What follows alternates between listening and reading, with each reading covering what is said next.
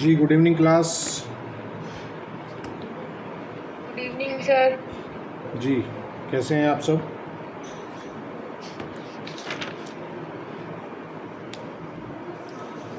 कल की क्लास में हम लोग एकदम मस्त। अध्याय 12 तक कंप्लीट कर चुके हैं और आज हम अध्याय 12 से आगे चलते हैं। जो चैप्टर नंबर 13 है आईपीसी का, वो बात करता है of offences relating to weights and measures. बाटों और मापों से संबंधित अपराधों के विषय में जो बात करता है वो है अध्याय 13 आईपीसी का। बाट और माप तो आप सभी समझते होंगे। बाट वज़न तोलने के लिए और माप जो है वो किस चीज़ के काम आती है भाई? माप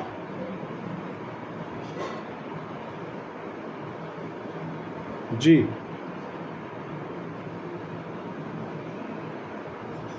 बोलो भाई। सर एक वो मीटर या इंच टेप में नापने वाला जो होता है शायद, हम्म। जी जिससे शायद सर कपड़ा वगैरह नापते हैं। बिल्कुल। और एक चीज़ तो आपने बताई कि मीटर वगैरह, इंच वगैरह, किलोमीटर वगैरह, बाकी जो लीटर वगैरह होता है जिसमें हम किस लिक्विड चीजें जो नापी जाती हाँ हैं। वो भी माप में ही आती है, क्योंकि उनका भी एक एरिया के अनुसार चलता है।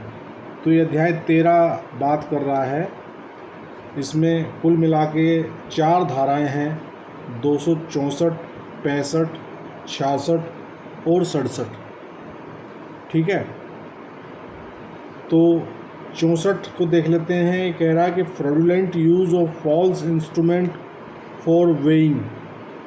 कह रहा whoever fraudulently uses any instrument for weighing which he knows to be false shall be punished with imprisonment of either description for a term which may extend to 1 year or with fine or with both। तो ये कह रहा कि तोलने के लिए किसी उपकरण का जिसका खोटा होना वह जानता है। खोटा होने का मतलब क्या है भाई? उसमें कमी होना, एक्चुअल नहीं होना। हाँ, उसकी जो वेट है उसको एक्चुअल ना होना, उसमें कुछ कटौती कर देना। ठीक है, देखिए अब तो कुछ इलेक्ट्रॉनिक वेइंग मशीन भी चल पड़ी हैं। आप लोग देखते होंगे कि दुकानों में वो बाटों का ज़माना नहीं रहा। आप मोस्टली जो कैसे यूज करते हैं, इलेक्ट्रॉनिक मशीनें रखी हुई हैं तोलने के लिए, उन पे चीज़ रखते हैं, वो वेट बता देते हैं ऊपर से।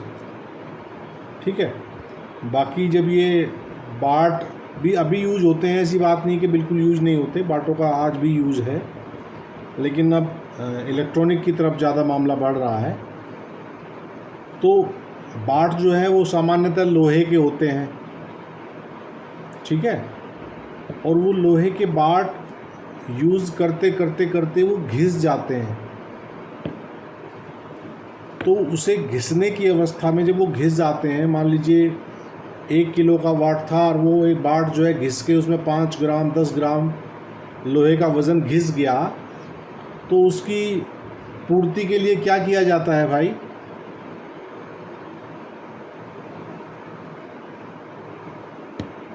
उसका फिर से मेजरमेंट करा के उसकी सर जो डिस्ट्रिक्ट लेवल पे अथॉरिटी होती है वो उसमें फिर से स्टाम्प लगा के, मतलब वेट को इक्वल करके अपनी और स्टाम्प लगा के उसमें से सर्टिफाई करते हैं कि नाउ इट्स 1 kg और 1। हाँ, उसमें आपने देखा होगा कि बाट की अगर आप बनावट देखें तो उसकी जो नीचे वाली साइड है उसमें एक छेद होता है, गहरा छेद। तो वो छेद इसी पर्पज़ के लिए है कि उसमें उसी में वो पूर्ति करके स्टाम्प लगा देते हैं। उसमें जितना वज़न कम हुआ था उतने वज़न की कोई धातु डाल के ना उसको स्टैंपित कर देते हैं। ठीक है, तो 264 यही बात कह रहा है कि 264 जो है खोटे उपकरण, मान लीजिए उसकी वो घिस गया तो घिसने का मतलब क्या है कि वो खोटा हो गया। अब उसका वेट, जिस वेट का वो बाट है, एक्चुअल में वो उस वेट का अब नहीं है, घिसने की वजह से वो खोटा हो गया। और वैसी अवस्था में 264 कह रहा है कि 1 वर्ष तक की सज़ा का प्रावधान है और या जुर्माना या दोनों से दंडित किया जा सकता है 264 में। और 265 कह रहा है fraudulent use of false weight or measures. ठीक है, ये कह रहा है whoever fraudulently uses any false weight or false measure of length or capacity, or fraudulently use any weight or any measure of length or capacity as a different weight or measures from what it is, shall be punished with imprisonment of either discretion for a term which may extend to 1 year, or with fine, or with both। 265 कह रहा है खोटे बाट या माप का कपटपूर्वक उपयोग। ठीक है, और 264 क्या कह रहा है भाई, तोलने के लिए खोटे उपकरणों का कपटपूर्वक उपयोग। ठीक है, वहाँ उपकरण की बात हो रही है 264 में, और 65 में बाट और माप की बात हो रही है। उपकरण क्या मतलब, जैसे जो तराजू वगैरह है ना, तराजू में लफड़ा करके रखते हैं कुछ लोग। ठीक है ना, तो तोलने का वो उपकरण है। इंस्ट्रूमेंट ये भी आएगा ना, कुछ लोग अगर लोहे का बाट अवेलेबल नहीं है 1 किलो का, तो ईंट रख लेते हैं उसको। हाँ, उसके बराबर का वज़न ईंट, पत्थर, इस टाइप के भी बाटों का प्रयोग गांव में अक्सर दुकान वाले किया करते थे कि वो 1 किलो का बाट है, ये आधा किलो का, वो उसकी स्थान पे वो क्या ईंट रख लिया, पत्थर रख लिया, है ना। तो 64 में बात कर रहा है उपकरणों की, और 65 में बात कर रहा है खोटे बाट या माप का कपटपूर्वक उपयोग। और माप में क्या क्या आएगा भाई, लंबाई या धारिता। धारिता का मतलब क्या है, जो लीटर वगैरह होते हैं। दूध मापने वाला अगर कोई दूधिया है, वो आपने देखा होगा नीचे से ठोक ठोक के उसे अंदर की तरफ गहरा कर देंगे लीटर को, तो उससे क्या होगा कि उसका आयतन कम हो जाएगा। उसके अंदर 1 लीटर की बजाय वो पता लग रहा कि 950 ml उतना ही आ रहा है, और फिर उसमें वो झाग वाग भी दे देते हैं। क्वेश्चन है जी सर, एक क्वेरी है कि जो पेट्रोल पंप पे या कहीं पे वो तेल कम दे देते हैं मशीन से, वो भी यहीं पे कवर होगा? हाँ बिल्कुल, यहीं कवर होना चाहिए। वो भी तो मेजरमेंट का एक तरीका है जी, जी, जी। वो मशीन के माध्यम से मेजरमेंट हो रहा है उसका। ठीक है ना, उसको वो चेंज कर देते हैं ना, उसमें गड़बड़ कर देते हैं। ये एक नॉर्मल सी प्रैक्टिस है हमारे यहाँ। अगर जिनका पेट्रोल पंप पकड़ा गया, ये नॉर्मल सी प्रैक्टिस है हमारे यहाँ कि पेट्रोल पंपों पे अक्सर चोरियाँ पकड़ी जाती हैं। ठीक है, 266 कह रहा है being in possession of false weight or measures, whoever is in possession of any instrument for weighing, or of any weight, or of any measure of length or capacity which he knows to be false, intending that the same may be fraudulently used, shall be punished with imprisonment of either description for a term which may extend to 1 year, or with fine, or with both। ये कह रहा कि खोटे बाट या माप को कब्जे में रखना, और कैसे कब्जे में रखना, ये जानते हुए कि ये बाट और माप खोटे हैं और इनका प्रयोग जो है कपटपूर्वक उपयोग में लाए जाने के लिए किया जा सकता है, तो ऐसे व्यक्ति के विरुद्ध 266 का अपराध बनेगा। और यहाँ वही 1 वर्ष की सज़ा है, जुर्माना है या दोनों है। 267 कह रहा मेकिंग और selling false weight or measures, ये उसके लिए है जो ऐसे मेजर्स या वेट्स को तैयार कर रहा है, मेक कर रहा है। whoever makes, sells और disposes of any instrument for weighing, यहाँ इंस्ट्रूमेंट भी आ गया है इसमें। इंस्ट्रूमेंट का मतलब है कि कोई ऐसा तराजू वगैरह बनाना। ठीक है, for weighing or any weight or any measure of length or capacity which he knows to be false, in order that the same may be used as true or knowing that the same is likely to be used as true shall be punished with imprisonment of either description for a term which may extend to 1 year or with fine or with both. देखिए 264 से लेके 65, 66, 67 तक सब में सज़ा की अवधि वही 1 वर्ष 1 वर्ष 1 वर्ष, चारों में 1 वर्ष बताई गई है भाई। एक वर्ष की है 264 से 267 तक सभी अपराधों में। जी जी जी, 1 वर्ष तक की सज़ा का प्रावधान है या जुर्माना या दोनों से दंडित किए जाने की व्यवस्था है। देखिए अध्याय 13 मैंने आपको समझा दिया है। वैसे अध्याय 13 बहुत ज़्यादा एग्ज़ाम ओरिएंटेड नहीं है ना। परीक्षाओं में इससे संबंधित सवाल का रेयर ही चांस है आने का, पर फिर भी ये एक छोटा सा अध्याय था तो हमने इसको डिस्कस कर लिया। हाँ, प्री में कोई सवाल आ जाए तो आ जाए, ठीक है। अब नेक्स्ट जो चैप्टर नंबर 228 ये पढ़ रहे थे ना सर? है जी, कल हमने 228 ए पढ़ा था। जी जी जी, और आज ही उसका एक यूज़ भी आ गया सर। अच्छा, एग्जाम्पल आया आज दिल्ली हाई कोर्ट में। एक्चुअली 376 के मामले में हमने जो है अपोज किया था। अच्छा, वो FIR क्वेश में गई थी दूसरी पार्टी 482। तो I was on the behalf of victim. तो विक्टिम उसमें जो है जो जस्टिस थे वो बड़े मतलब उस चीज़ पर बड़ा ध्यान दे रहे थे 228 वाली कंडीशन पे। आईओ ने एक वो दिया था सर जो कि खुद एग्जीक्यूट कर रखा था विक्टिम ने और एक्यूज ने मिलके एक मैरिज का सर्टिफिकेट मतलब एग्रीमेंट टाइप था कि that I will marry with her with in 30 days. तो एक बना के उन्होंने किया था। तो उसने किया नहीं तो फाल्स प्रॉमिस मान दिया और उसको 376 लगा दिया। तो आईओ ने क्या किया, वो जो एग्रीमेंट था क्योंकि उसमें तो नाम था उसका ओरिजिनल विक्टिम का, उसको एज इट इज़ कॉपी करके भेज दिया कमेंट्स में। तो जबकि कमेंट्स सिर्फ कोर्ट पढ़ती तो उसको भी इतना सीरियस माना, उसको इतना झाड़ा बुलाकर ये कहा कि इसको करेक्ट करके लाइए और अगर मुझे पता चला कि उसका नेम डिस्क्लोज हुआ है, जबकि वो खुद कोर्ट में कई बार उसका अपना नाम ले रही थी। तो मतलब बड़ा स्ट्रिक्ट उसने उस पर एक्शन लिया है 228 जी जी जी। हाँ, तो उसको जबकि वहाँ आईओ के लिए तो एग्जाम्पशन भी थी थोड़ी बहुत, है ना जी। तो चैप्टर नंबर 14 शुरू करते हैं भाई, जो बात कर रहा है of offences affecting the public health, safety, convenience, decency and morals. लोक स्वास्थ्य, क्षेम, सुविधा, शिष्टता और सदाचार पर प्रभाव डालने वाले अपराधों के विषय में बात कर रहा है हमारा अध्याय 14, ठीक है। और इसकी सबसे पहली जो धारा है 268, ये पब्लिक न्यूसेंस को बताती है।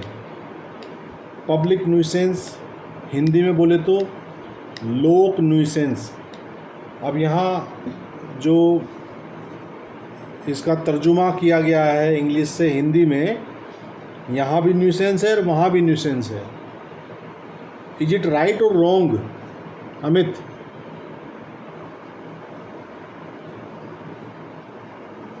सर ये क्योंकि इसका हिंदी में कोई वर्जन दिया नहीं है, पब्लिक का दिया है लोग, लेकिन न्यूसेंस न्यूसेंस ही है। नहीं, न्यूसेंस की भी हिंदी है। वैसे इंग्लिश में सर उपताप बोलते हैं न्यूसेंस। उपताप बोलते हैं न्यूसेंस को हिंदी में जी। लेकिन अपदूषण नहीं बोलते सर जी, अपदूषण ये सर ये फिर गलत ही है, इसमें लोक न्यूसेंस कहना ही गलत है। एक्चुअली लोक उपताप के नाम से इसको पढ़ा जाना चाहिए, लेकिन वो क्या बोले कि जो इसका ट्रांसलेशन करने वाला बंदा होगा ना, उसने उठा के और एक्चुअली कुछ शब्द ऐसे हमारे हो गए हिंदी में कि हम इंग्लिश को ही यूज़ करते हैं, न्यूसेंस ही बोलते हैं नॉर्मली, है ना। बहुत सारे शब्द हम जो कि बिल्कुल उसको हम अंग्रेजी में ही बोलते हैं। जो एक बेचारा अनपढ़ व्यक्ति है वो भी उसका अंग्रेजी वर्जन ही बोलेगा, है ना। तो न्यूसेंस को भी अधिकतर हम लोग उपताप शब्द बहुत कम बोलचाल में कोई यूज ही नहीं करता, है ना। बस ये ज़्यादा बोलेंगे तो उसको बाधा बोल सकते हैं, भाई कोई बाधा डाल रहे हो आप, है ना। लेकिन न्यूसेंस का जो हिंदी वर्जन है उसको अपदूषण एक शब्द बता रहे हैं शोभित। हो सकता है कि अपदूषण भी कुछ मिलता जुलता अर्थ निकलता हो उसका भी, बाकी देखते हैं कि व्हाट इज़ पब्लिक न्यूसेंस। 268 के अनुसार a person is guilty of a public nuisance who does any act और is guilty of an illegal omission which causes any common injury, danger or annoyance to the public or to the people in general who dwell or occupy property in the vicinity, or which must necessarily cause injury, obstruction, danger or annoyance to persons who may have occasion to use any public right. A common nuisance is not excused on the ground that it causes some convenience or advantage. देखिए, लोक nuisance यानी कि लोक उपताप, ये कह रहा कि वह व्यक्ति लोक उपताप या लोक न्यूसेंस, जैसे भी आप इसे समझे पढ़ें, का दोषी है जो कोई ऐसा कार्य करता है या किसी ऐसे अवैध लोभ का दोषी है।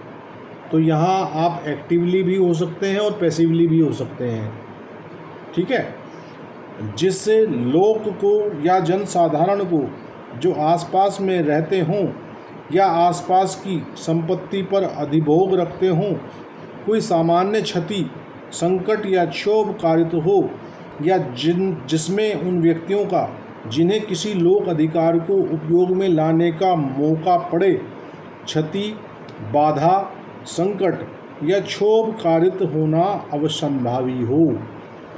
तो ऐसा कोई कृत्य या ऐसा कोई अवैध लोभ जिससे जनसाधारण को कोई ऐसी क्षति हो, कोई बाधा हो, कोई संकट हो या क्षोभ कारित होना अवश्यंभावी हो, मतलब इनमें से कोई एक हो जाना। और किस वजह से हो जाना? किसी व्यक्ति के द्वारा कोई ऐसा कृत्य किया जा रहा है या कोई ऐसा अवैध लोभ किया जा रहा है जिसके कारण जनसाधारण यानी कि जो आसपास निवास करने वाले लोग हैं, संपत्ति धारक हैं, और उनका कोई राइट, जो कोई उनका अधिकार था, उस अधिकार का प्रयोग करने में कोई बाधा उत्पन्न होती हो। Is that okay? और इसका जो सेकंड पैरा है, इसका सिंगल लाइनर पहला है, वो कह रहा है कि a common nuisance is not excused on the ground that is causes some convenience or advantage. ये कह रहा है कि कोई सामान्य न्यूसेंस इस आधार पर माफ़ी योग्य नहीं है कि उससे कुछ सुविधा या भलाई कारित होती है। ये लाइन क्या कह रही है अमित?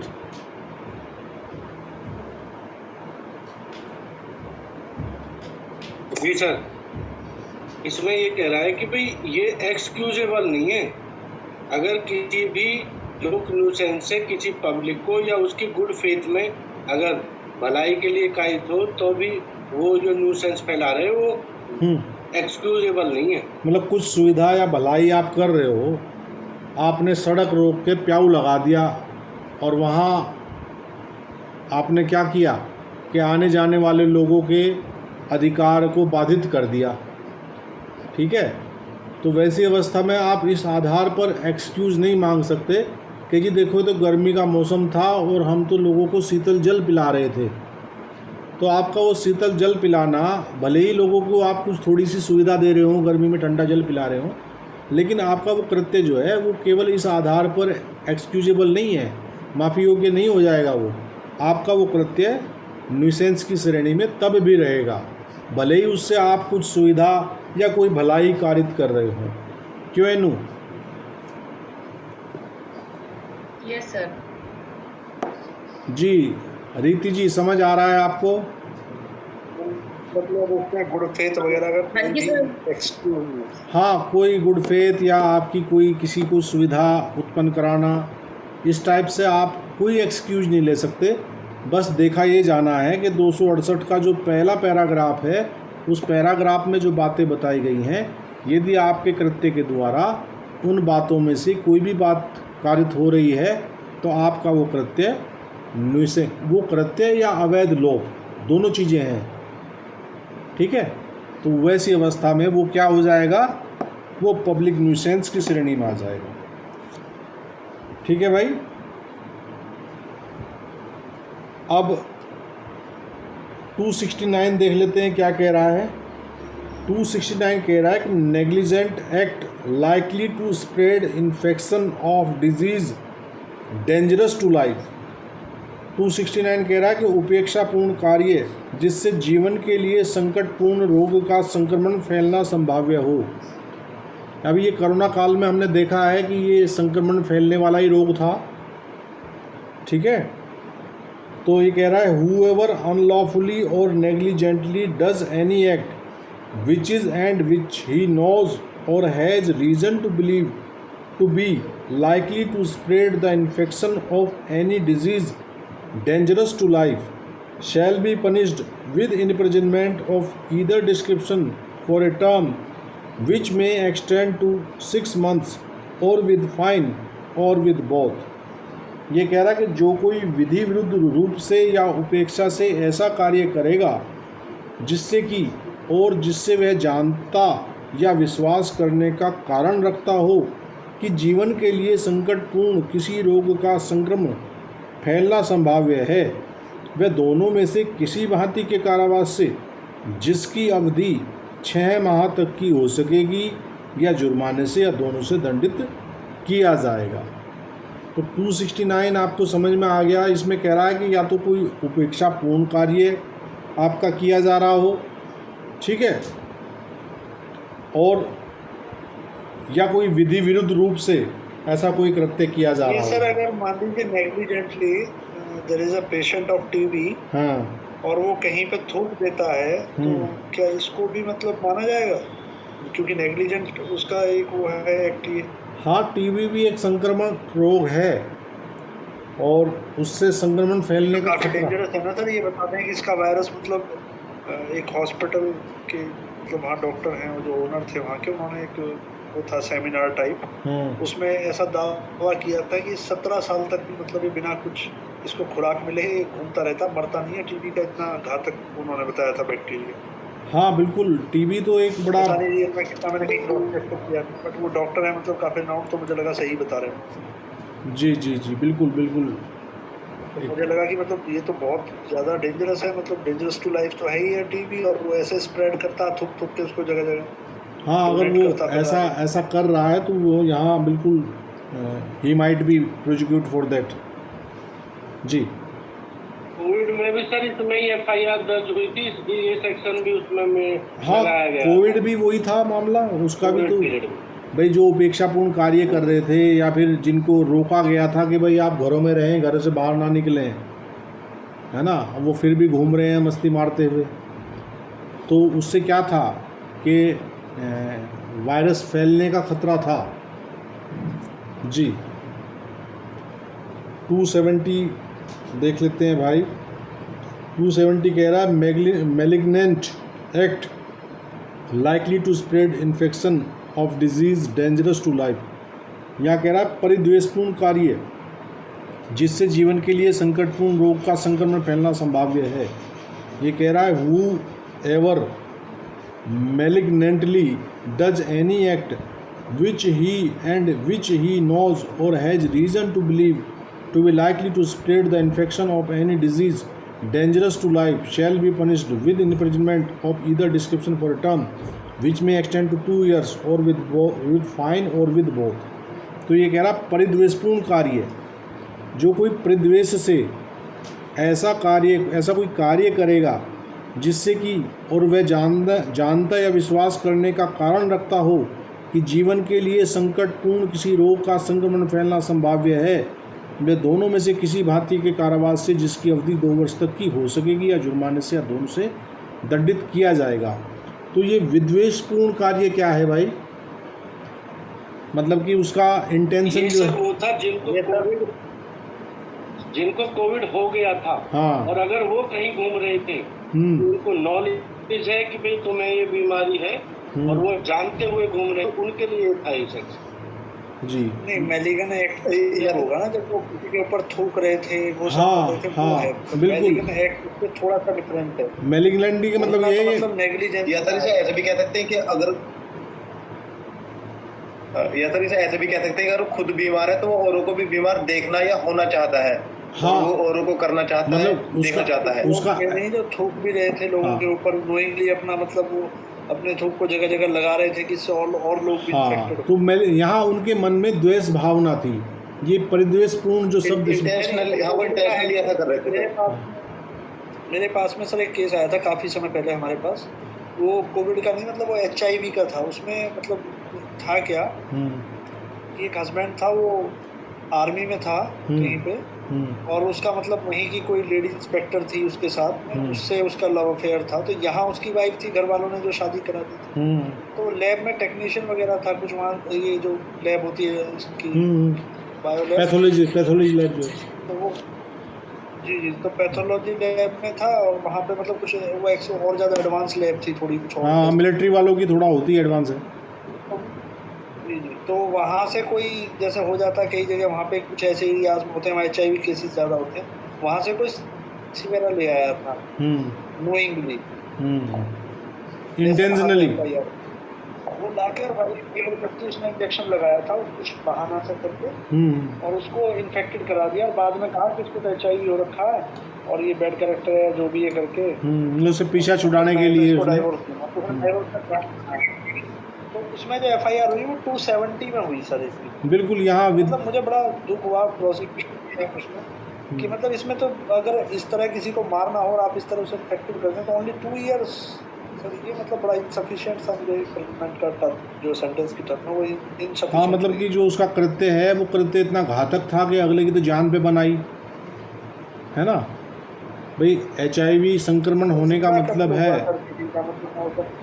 मरा ही नहीं, वो जिंदा रहा और सोसाइटी से भी बिल्कुल अलग थलग हो गया। हाँ, और आप सिर्फ 2 साल की खुदा। बिल्कुल। HIV तो बड़ा खतरनाक, इसका कोई अभी तक भी कोई उपचार तो नहीं मिल पाया है ना। जिसको ये हो गया, इसमें जहाँ तक मुझे इसकी जानकारी है, इसमें होता क्या है कि जो हमारी प्रतिरोधक क्षमता है ना, वो प्रतिरोधक क्षमता पे ये वार करता है, ठीक है ना। तो ये वायरस ऐसा है, अगर इसको हम मतलब एक शरीर के विषय में हम डिस्कस कर रहे हैं, लेकिन यदि हम इसको शरीर को एक कंट्री माने तो कंट्री का मतलब है कि ये सेना को ख़त्म कर दे। चूँकि हमारे देश की रक्षा कौन कर रहा है, बॉर्डर पे खड़ी सेना कर रही है। तो यदि हम सेना को ख़त्म कर दें तो हमारे ऊपर जो है विदेशी आक्रांता जो है वो आक्रमणकारी हो जाएंगे, और हमारे जिस हिस्से में वो घुस बैठेंगे निकलना मुश्किल है। तो वैसे ही जो हमारी जो हमारी रोग प्रतिरोधक क्षमता होती है, उस क्षमता को ये ध्वस्त कर देता है ये वायरस। इसका फुल फॉर्म भी क्या है HIV का, एनीबडी नोज?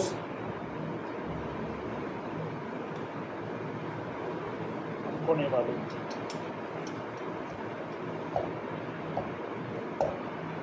इसका कुछ ऐसे ही, मैंने जहाँ तक मुझे ध्यान आ रहा है, ह्यूमन इनडिफिशियंसी वायरस करके कुछ है, ठीक है ना। इसको देख लीजिएगा, ये इस प्रकार की फुल फॉर्म्स हैं कि ये हमें ज्ञात होनी चाहिए। इंटरव्यू लेवल पे भी कई बार पूछ लिया जाता है।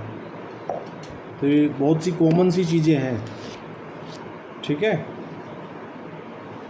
तो अगला 271 है। HIV की सर? हाँ जी। Disobedience to quarantine rule.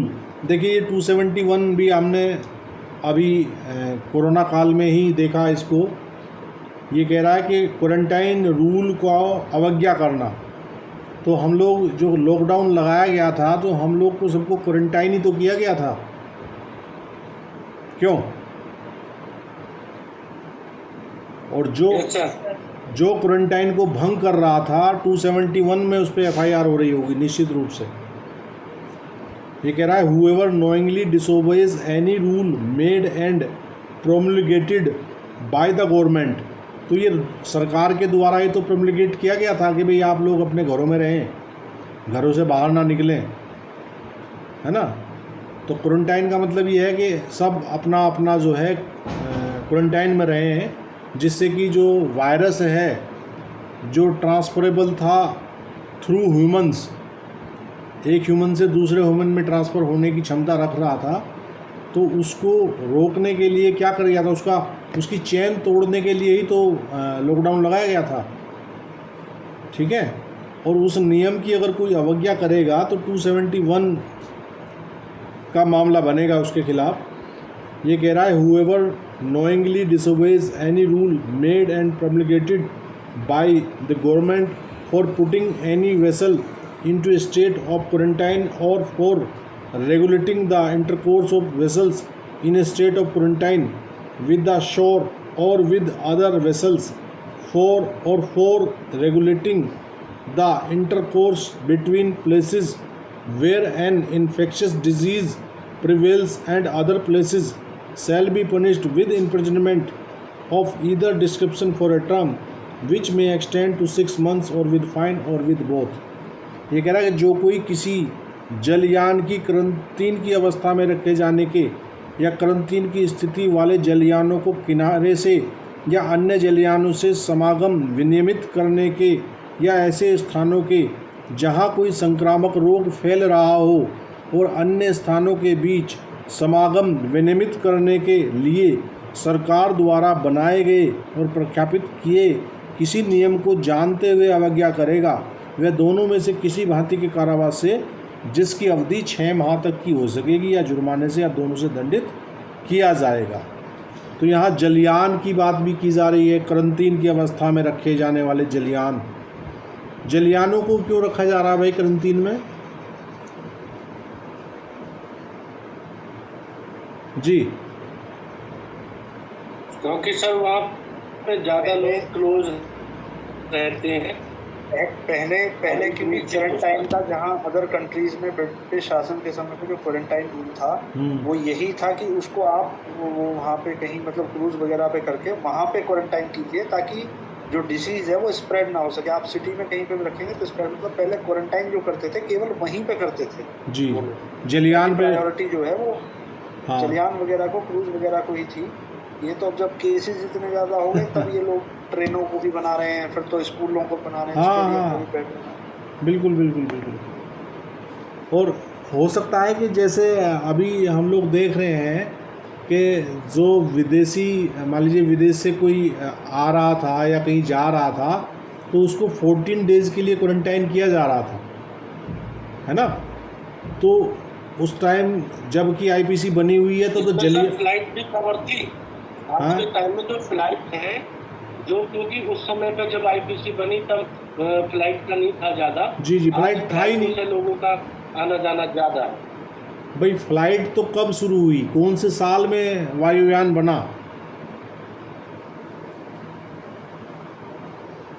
I think 1903 के आसपास वायुयान बना है शायद, 1903 if I am not wrong.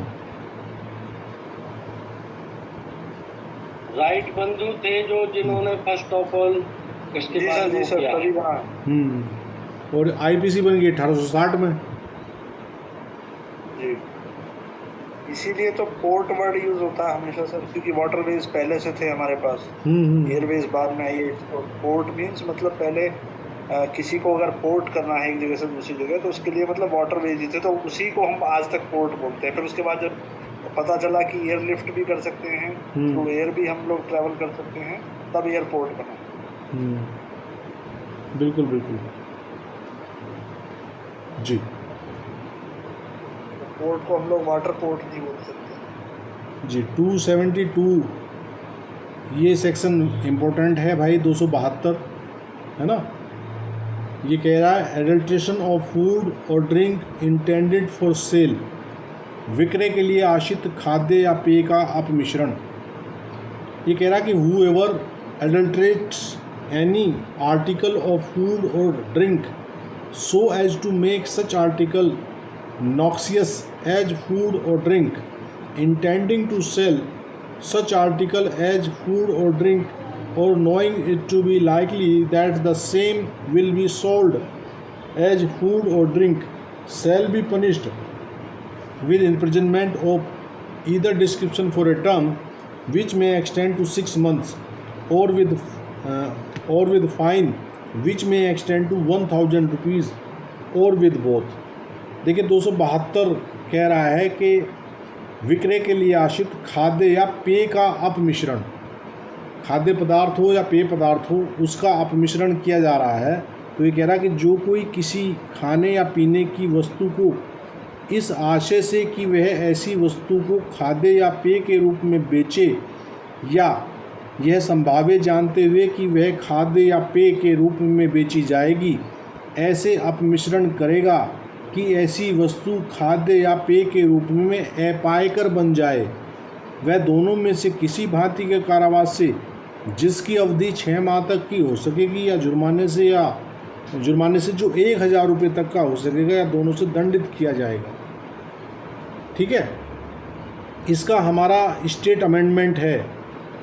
Uttar Pradesh में हमारा राज्य संशोधन है और राज्य संशोधन क्या कह रहा है कि इन sections 272, 273, 274, 5 and 6 for the words shall be punished with imprisonment of either discretion for a term which may extend to 6 months or with fine which may extend to 1000 rupees or with both, the following shall be substituted, namely shall be punished with imprisonment for life and shall also be liable to fine। तो यहाँ हमारे यहाँ उत्तर प्रदेश में 72, 73, 74, 75 और 76 जो धाराएं हैं IPC की, उनमें जो दंड का प्रावधान कर दिया वो LI कर दिया, यानी कि लाइफ इम्प्रिजनमेंट कर दिया। ठीक है, और लाइबल टू फाइन कर दिया। तो फाइन की जो सीमा मूल धारा में 1000 रुपये तक है, वहाँ अनलिमिटेड कर दिया, और जो सज़ा केवल 6 माह की है उसे आजीवन कारावास में कन्वर्ट कर दिया। तो ये ध्यान रखिएगा कि यूपी का अमेंडमेंट है और ये कब से प्रभावी है भाई? तो सर इसमें अदर स्टेट में नहीं होगा ये? अगर कोई कंटेमिनेटेड कर उनका दूध में पानी मिलाता है, मिलावट करता है, उनका अपना स्टेट अमेंडमेंट कोई हो तो हो, बाकी हमारा यूपी का ये अमेंडमेंट है तो ये केवल यूपी पर ही लागू होगा, अन्य प्रदेशों पर नहीं। ठीक है ना। तो 272 ये कह रहा है कि जो कोई किसी खाने पीने की वस्तु को, आपने देख ही लिया, समझ ही लिया इसको 72 को। अब देखते हैं 73 क्या कह रहा है।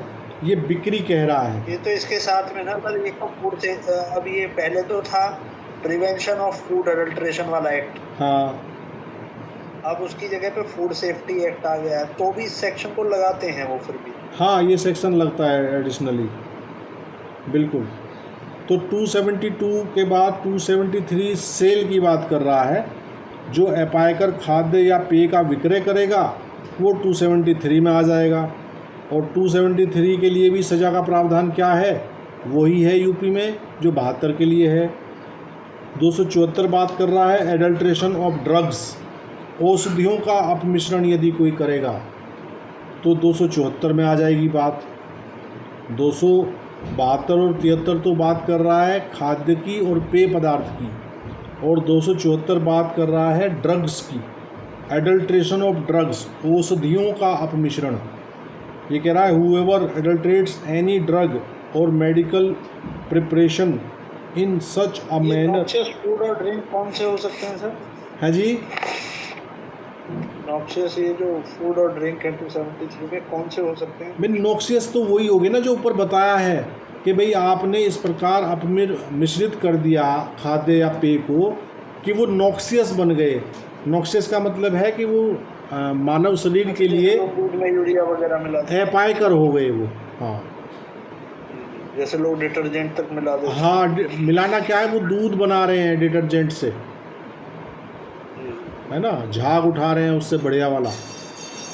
हाँ, तो नॉक्सियस हो गया वो। हाँ, वो इस तरह का पदार्थ हो गया कि वो अगर जो उसको खाएगा पिएगा, भाई ये जो हमारे आप देख रहे हो कि दुनिया भर के कैंसर वगैरह की बीमारी फैल रही है ना, ये इस टाइप की बीमारियां जो शरीर में घर कर रही हैं वो नॉक्सियस जो हम खाद्य और पेय पी रहे हैं उसी की वजह से तो हो रहा है।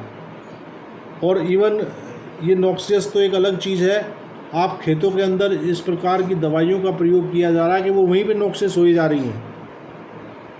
जी जी जी। है ना। उनमें केमिकल इतना भर दिया जा रहा है कि वो मतलब कि उपजाऊ मतलब ज़्यादा उपज लेने की दृष्टि से दुनिया भर का केमिकल यूज़ हो रहा है। तो वो केमिकल सारा कुछ धरती को नष्ट कर रहा है और कुछ फसल के माध्यम से हम लोग उसको खा रहे हैं, पी रहे हैं।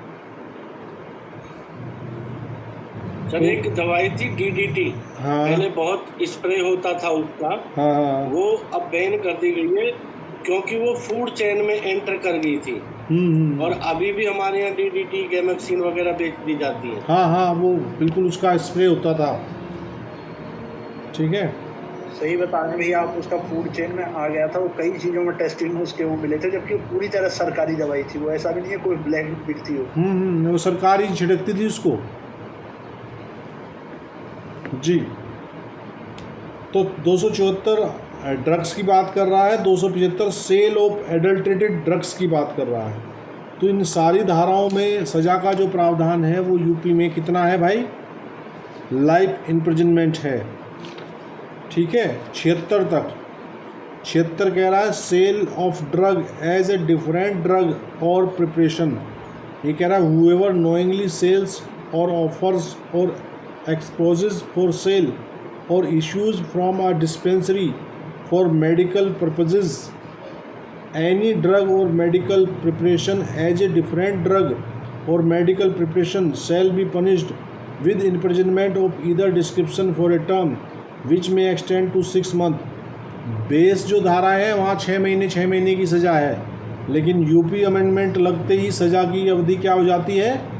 आजीवन कारावास हो जाती है। 276 कह रहा है कि औषधि का भिन्न औषधि या निर्मिति के तौर पर विक्रय करना। मतलब क्या कर रहे हो कि आप कोई दवा बताकर कुछ और बेच रहे हो। ठीक है ना।